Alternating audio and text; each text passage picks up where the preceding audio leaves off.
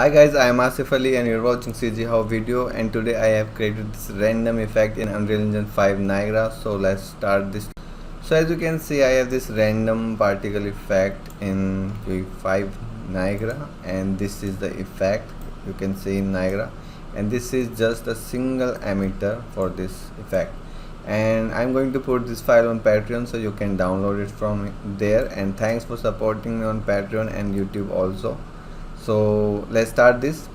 So I have these lots of modules here, and one by one we will cover how I create this. So how I will cover this, I'll just turn this off, and let's say I'll create new and take the settings from it one by one and see how the output will come. So I'll create a fountain. Okay, so